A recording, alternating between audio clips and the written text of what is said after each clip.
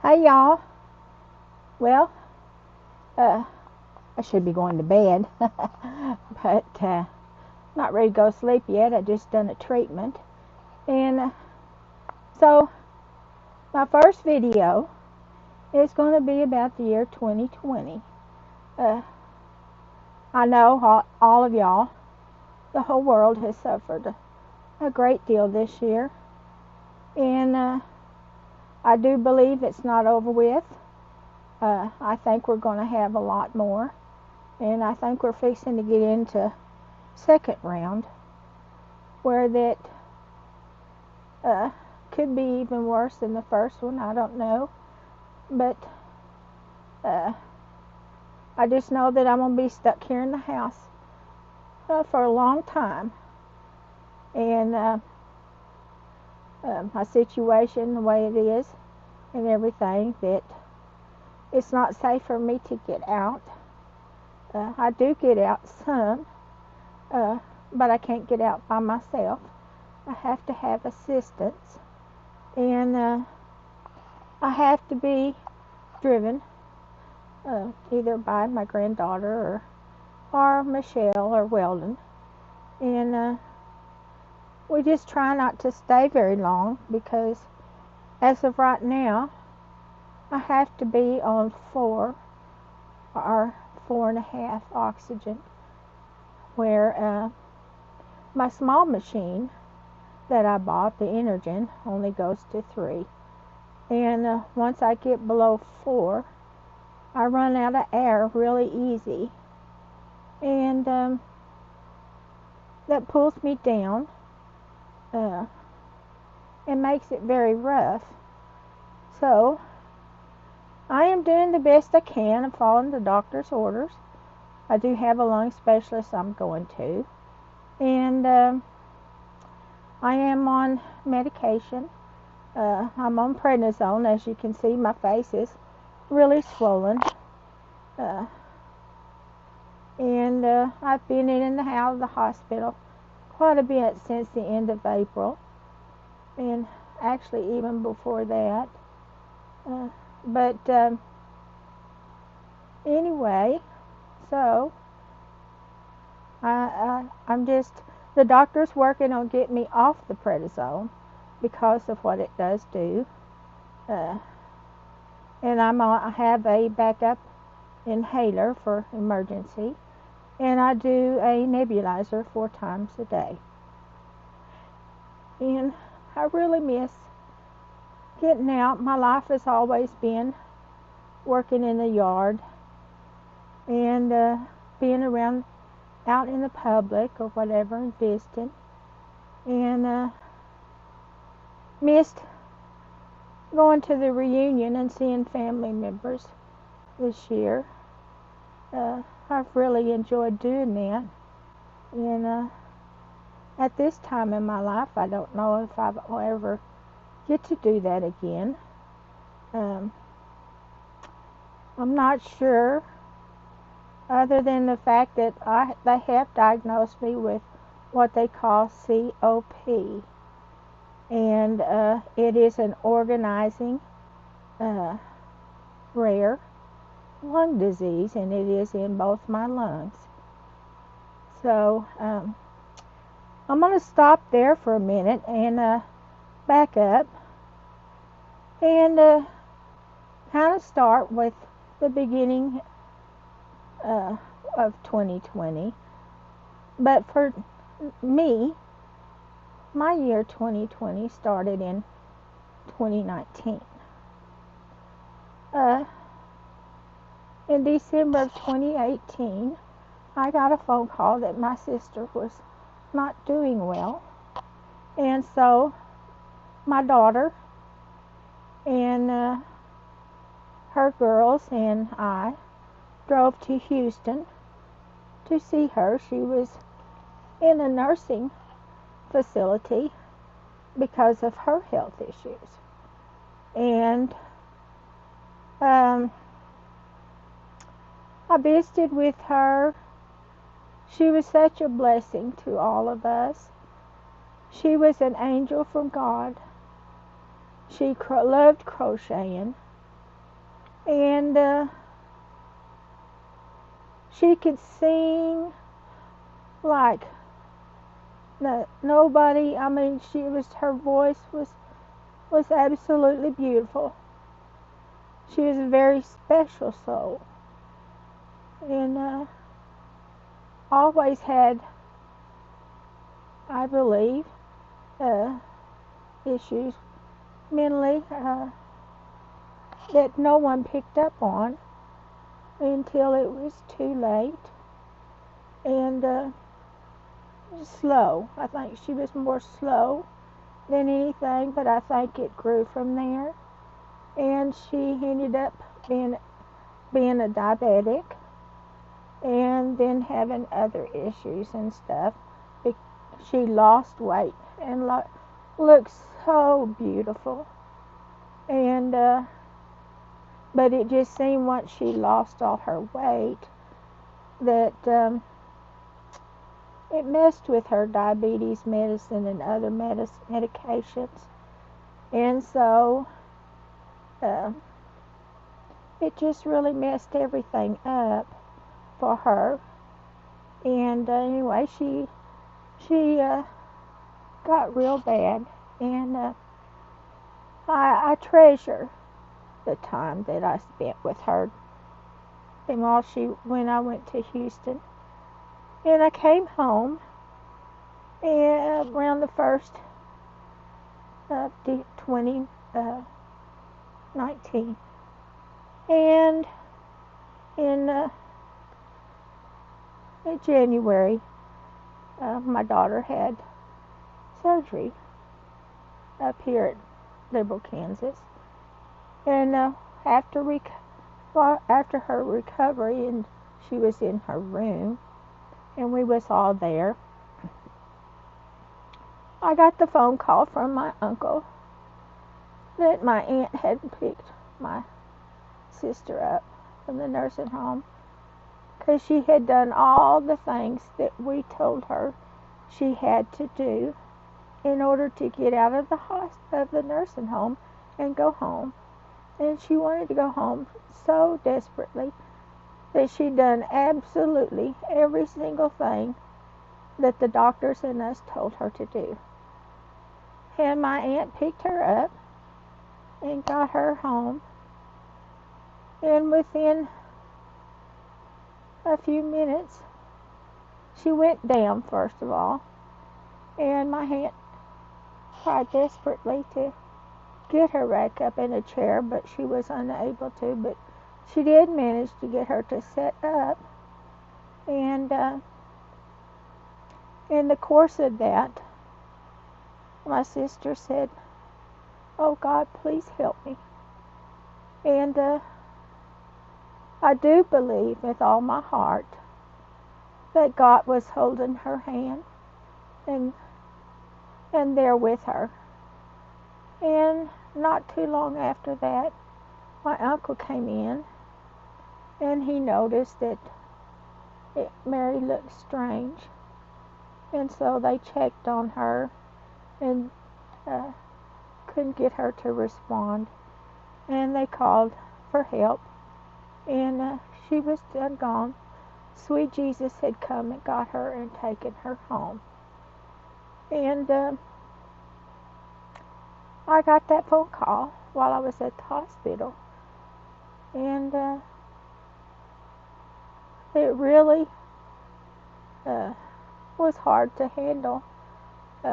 It was hard losing my mother because my mom and dad divorced when I was 10. And it was always my mother and us 3 girls. And that was really hard. I hardly remember anything about the day of her services. I do have it on tape, but I have not been able to watch it or listen to it. At this point, I don't even remember if it's a video or just the service. I haven't brought myself to play it. But anyway, losing Mary, being the very special, sweet soul she was a gift from God. And I'll always believe till the day I die that he swept her up in his arms and gave her a very special trip home. She was so sweet. And we had to go to Tennessee because her children wanted her buried out there where they all live, and I don't blame them. And that was a very long trip and very hard.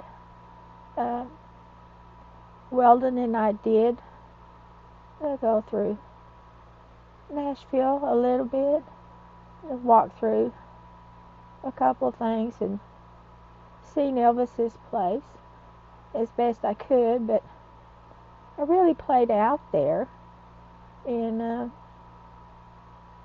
it was a very long trip. Weldon forgot his billfold, and we found that out when we got on the other side of Oklahoma City, and so I ended up doing all the trip myself, in the driving and everything, because he didn't have his license. And but I handled it. We took our time, and I had my cousin and my aunt, two of my aunts, out there, and we had good visits, to not only together but with the kids, and the services was very hard. I remember it, the part of it was very hard. So that was the beginning of 2019, and about the middle of 2019, my sister-in-law had a lot of health issues and was in and out of the hospital a lot in 2019. And she got really bad around the time of the family reunion in Amarillo. And so she just kept getting worse after that. And I was extremely close with her too. So I had to not only lose my sister, but I had to watch my sister-in-law go through all the health issues she went through, between oxygen, dialysis. She fought a hard fight and a long battle of health issues also. And 2019 was very long for my brother-in-law and for me. And we tried to go up there as much as possible to be there with my brother-in-law. And then in January of 2020, on the 20th, we were up there visiting. She was on hospice by then, and I sat there with her and talked to her and told her how much I loved her and how she was so much like a sister, more than a sister-in-law. And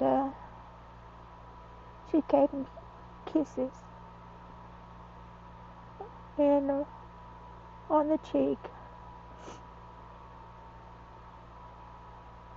And I wanted so hard to tell her to fight, but I had already watched her suffer. But I didn't realize how terribly hard she did suffer until this. And anyway, so we lost her on the 20th And we had drove home, Weldon and I had, and we got the phone call that she had passed that morning. And then, so we packed everything up and went back up there to be with my brother-in-law. And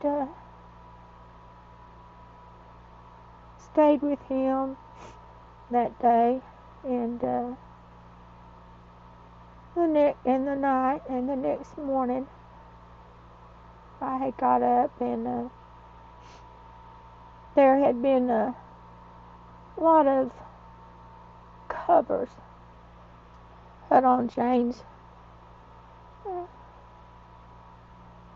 bed from her sister-in-law that had been up there a few days before.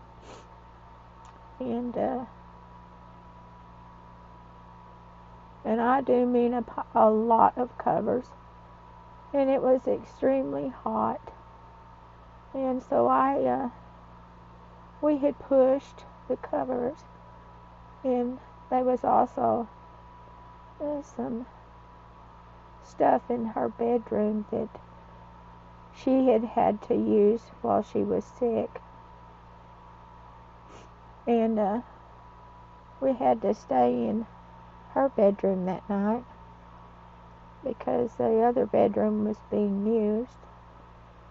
And the next morning, while Weldon and his brother was having coffee, I got up and was getting ready to come out of the room and got my foot tangled in the covers that had fallen off of the bed during the night onto the floor, and also in the porta potty that was in there, and went straight down and shattered my wrist on my right arm. And I don't know what I hurt, but I think I felt more bad about the fact that my brother-in-law was going through so much, and then here I added to it, and Weldon had to take me to the emergency room, and we spent our time up there, and they had to push it into place and wrap it, and then I had to go see a surgeon. And since we didn't live there, we opted to get a surgeon down here where we live. So I had to go see my doctor down here at Beaver, and she set me up with a surgeon, and I had my surgery, and then had to go through therapy after that. And then I'd had a cough. I've had a cough and swelling in my legs for years, and it was on Lasix for the swelling. And the cough seemed to have gotten worse after I came out of surgery on my wrist. And the last day that I was there to see my surgeon, I commented to him that I had been coughing worse since my surgery. And of course by then COVID had broke out, and everybody was having to wear a mask. And he just threw his hands up and he said, "You're going to have to contact your physician. I'm done with my part." And he took off out of there like I had a knife in my hand, I guess. It's the only way I know how to explain it. But I'm sure he was afraid that I had COVID. And of course they've done 6 COVID tests on me over the months. And at first they were determined to prove that I had COVID, and I didn't. But anyway, on my way home from seeing the surgeon, Weldon had been complaining that I needed to see a doctor, and Michelle did too, and Ben's he done me the way he did. I called the clinic down here at Beaver and told them what was going on, and they sent me to a separate building and a different nurse practitioner that was in the clinic to check me out in case I had COVID. And of course she did that was my first COVID test, and then she listened to my lungs, and both lungs were full. I had double pneumonia, and I didn't have a clue. I didn't feel bad. I just had a cough, and I had been coughing for a long time, a year or more, and it just slowly got worse. So that was the last week of April, and they put me in the hospital down here at Beaver, and I was in there for 2 weeks.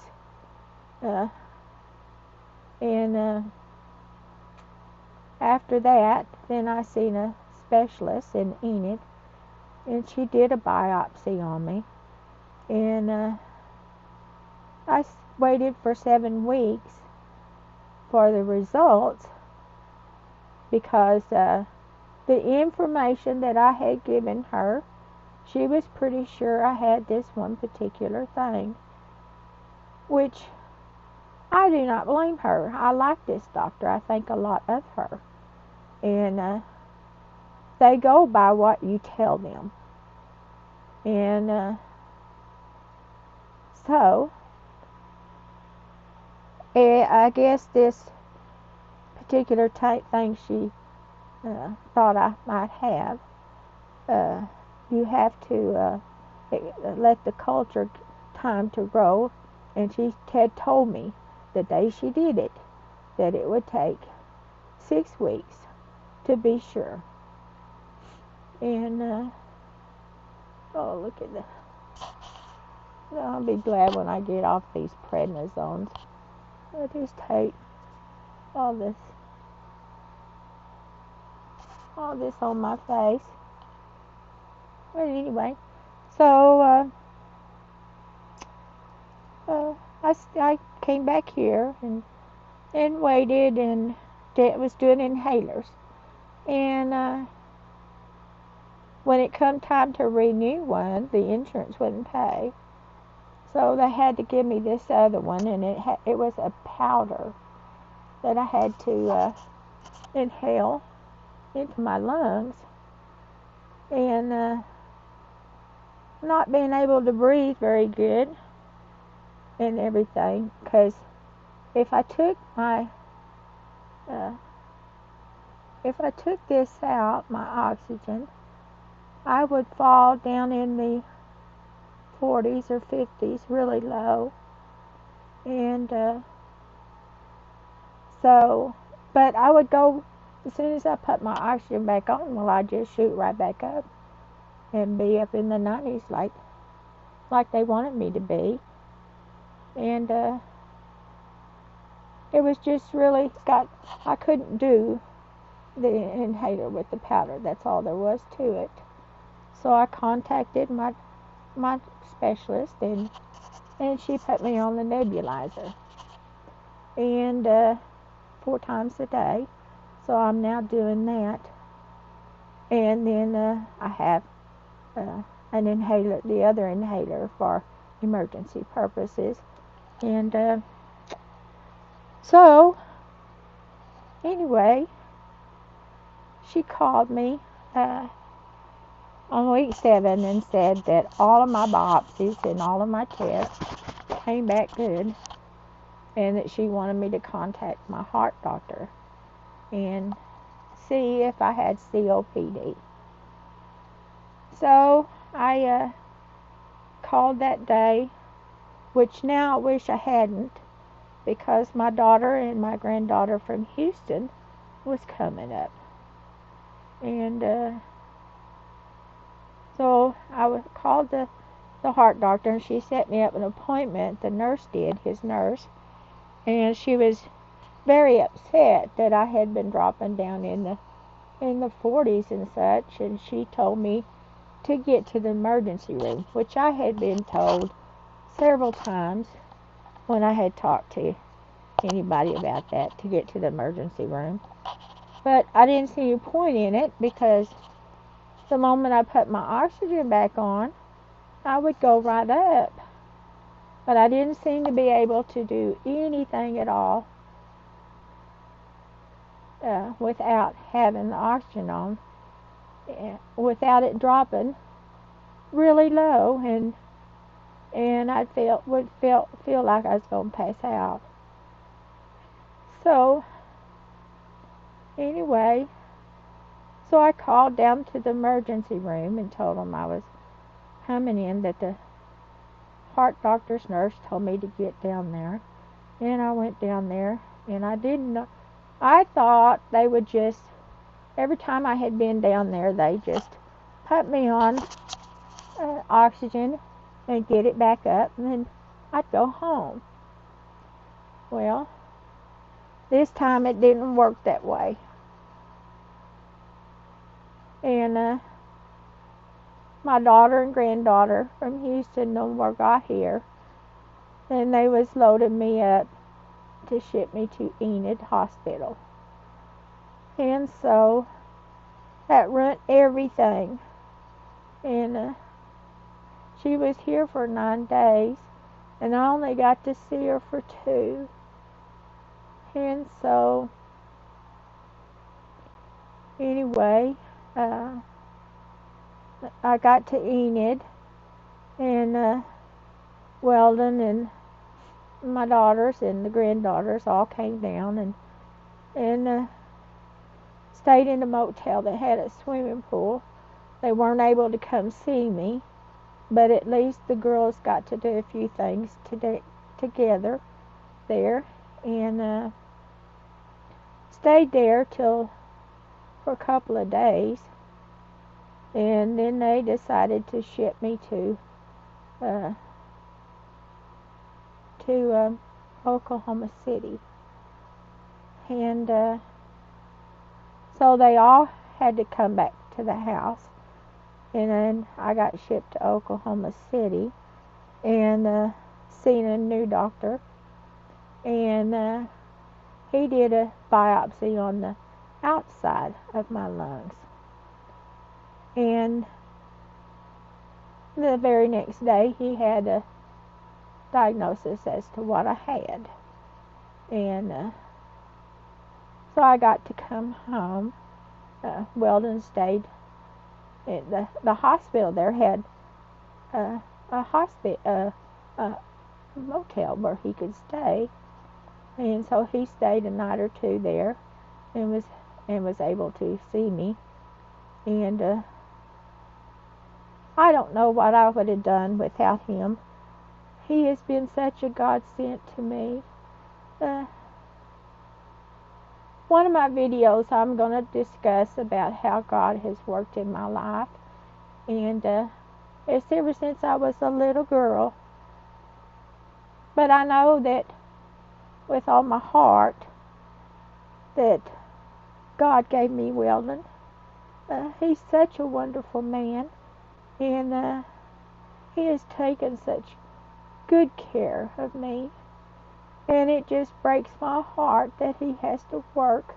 I want him to retire so bad and be with me.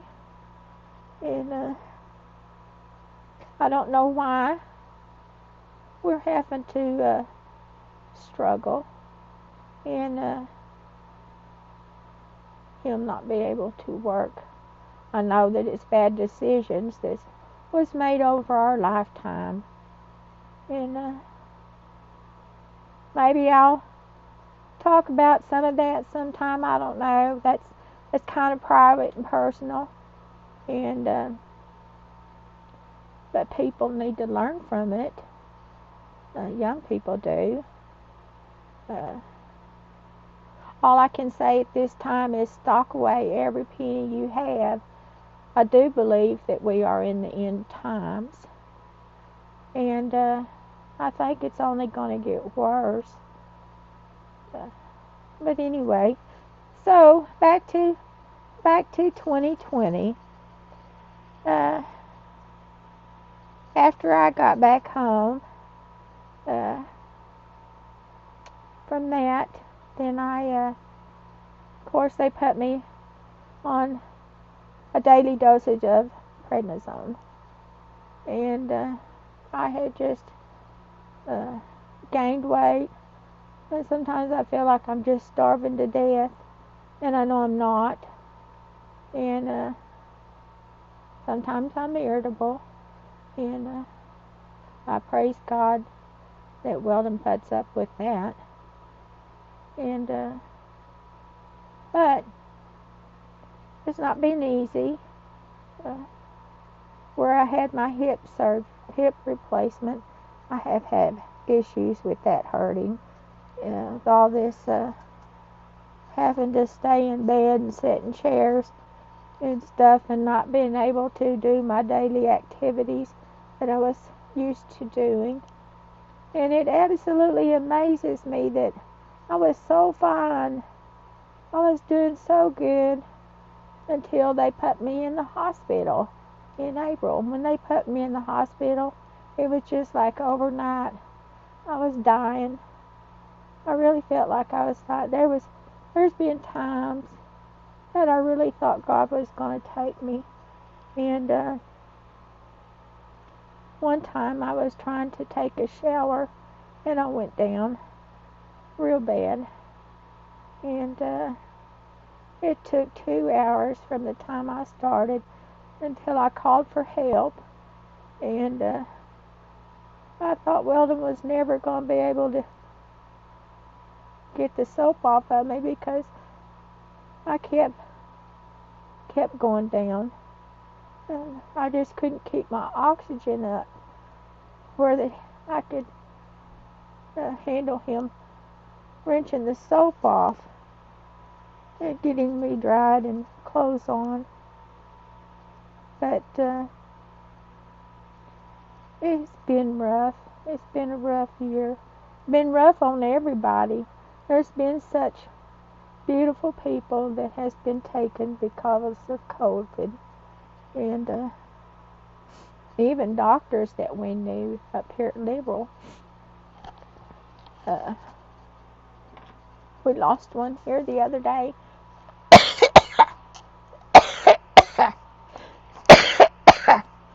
Excuse me.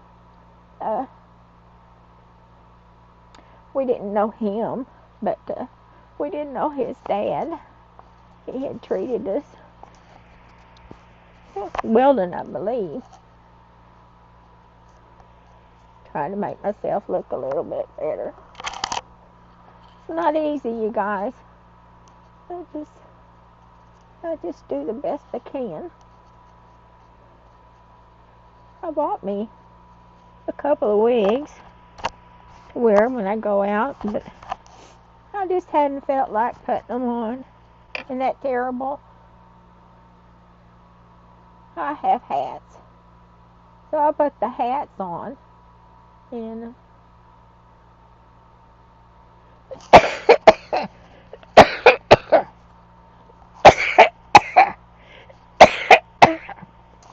sorry. Anyway, so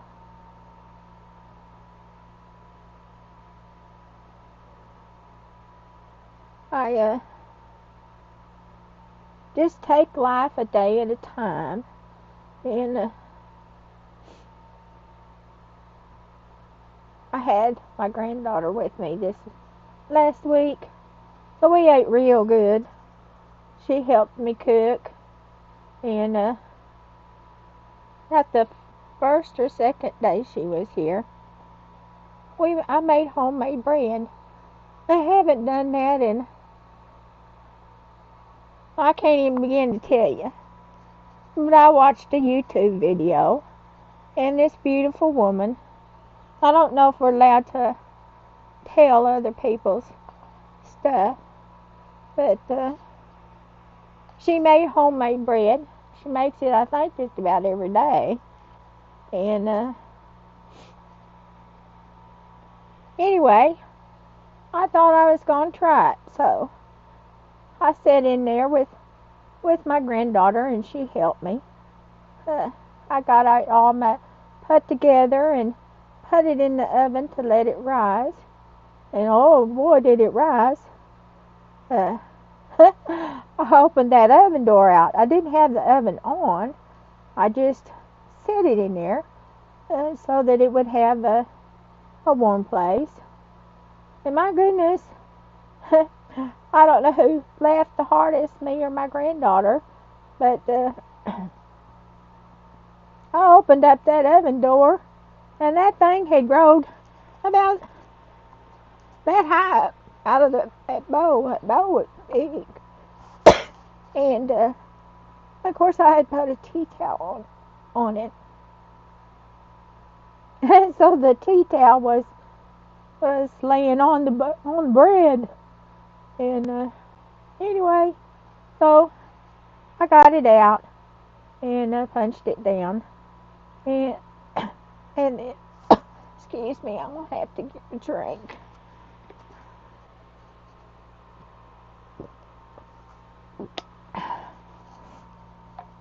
If this keeps up, I'll have to stop. But anyway,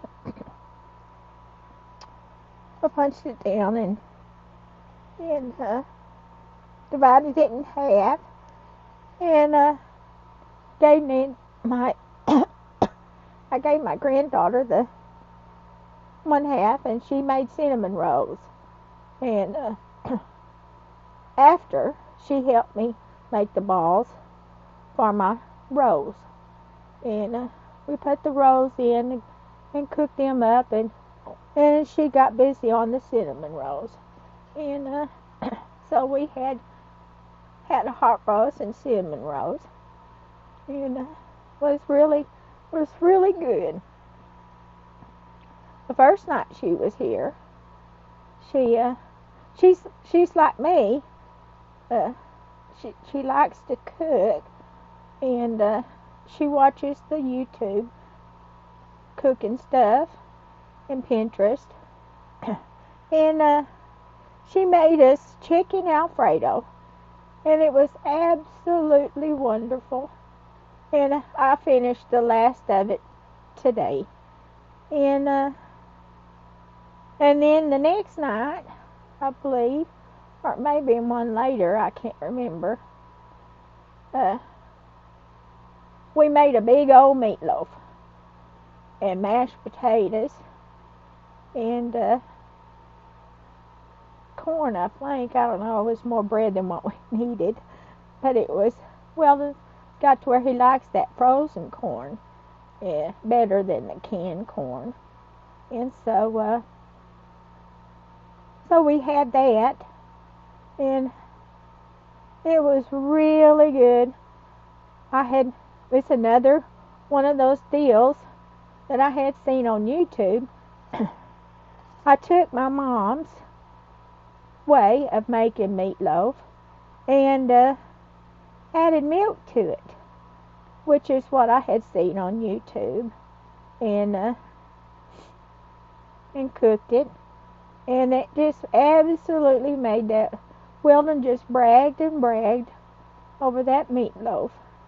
And the first time I made it, my daughter and her husband and them was over, and my son-in-law bragged over the meatloaf, and he had several helpings of it. And I didn't tell him I put milk in it. I didn't know what he would think. Anyway, so, because that was something new to me. I didn't know how it was going to work, and it just turned out so good. And so anyway, I did it again. And so needless to say, while she was here, we ate real good. And I really enjoyed having her here. Uh, she helps me around the house on some of the stuff when I ask her. And it feels good to have somebody to help me and do the things I need to do. It kind of spurs me. I work harder than I should, and I tire out. And but it makes me go do something rather than just sit in the chair. And which is what I probably should be doing. Poor Weldon's had to take care of me, and sometimes he helps me cook. And there for a while, when I come home really bad sick, especially those 7 weeks, it was up to him because I was so winded, and it was all on his shoulders.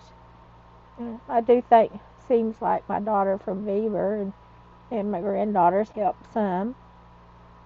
Then one of my granddaughters fell coming out of their house several weeks ago and broke her ankle, and so she ended up having surgery on that.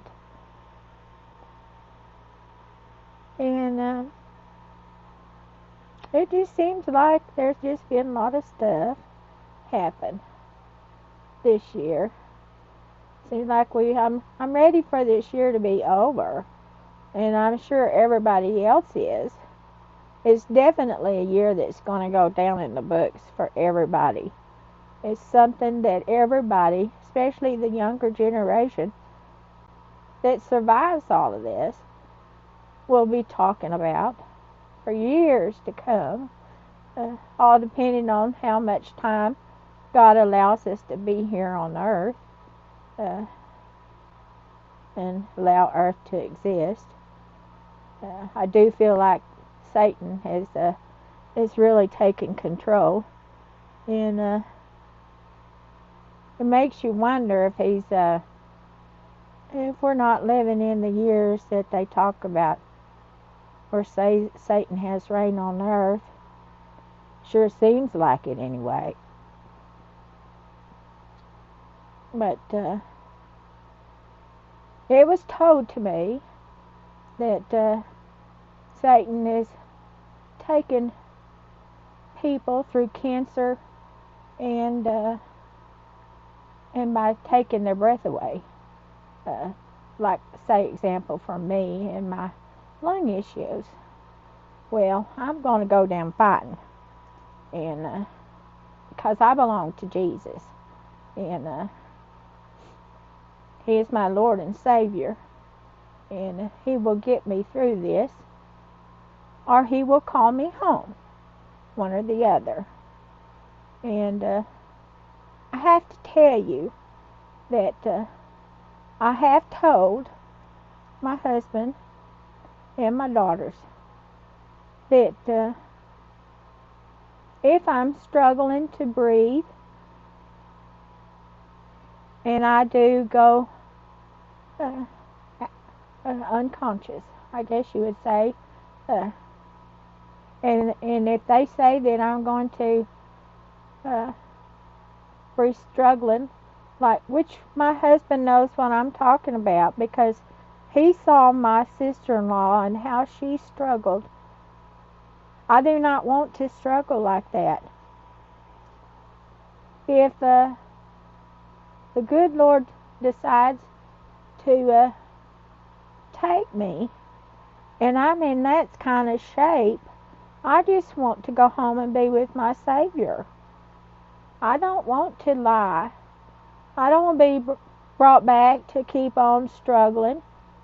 That is the most miserable thing I have ever in my life seen. And after what I went through with that shower, and everything, and not being able to breathe. I don't want to be like that. But I also believe, as of right now, that it is not my time. And I believe with all my heart that I'm going to fight this. I'd already been told that I will be on oxygen for the rest of my life. And I don't know about this disease. It's kind of, it's rare. I have read up on it and stuff on, you can read about anything anymore. And I did read up on that. And I don't think I can get rid of it. I might go into remission. But I have been told that the scarring on my lungs is permanent. And but I also know that if Jesus and God decides that they want to heal that scarring and give me my lungs back 100%, that is what's going to happen. So, call me crazy if you want, but I believe that. And I know with prayers, all things are possible. So, we'll just see. It's not just in my physician's hands. It's in Jesus' hands and the main physician. So, anyway, I'm starting to get tired, you guys. So, I hope that y'all have enjoyed listening to me talk this first time. And I don't know what all my videos are going to be like, but I am going to do videos because I think it's something for me to do. And maybe it'll spur me on to work harder at getting better. Not exactly sure this YouTube stuff is new to me. So I probably talk about God maybe and Him working in my life, all my life, someone. And I may sit and eat like them other people do and carry on a conversation and tell stories about things throughout my life and how my life has gone and everything and growing up, stuff like that. And I'm sure my grandkids will enjoy listening to things like that, and it'll be on record. So I hope y'all will like and subscribe to my YouTube channel, and that will give me the indication that y'all enjoyed this and you would like to watch more of my just talking. It's just talking and sharing. And anyway, I hope y'all have a blessed day. I know that probably by now it's after midnight and it's the next day. So anybody who watches it, it's going to be on the next day. But so have a wonderful day, and God bless each and every one of you, and share and like I said, like and subscribe if you want, and if you don't, that's okay. I still do the videos, and I just love each and every one of you, and just remember that God is in control of everything. Love you guys. Good night.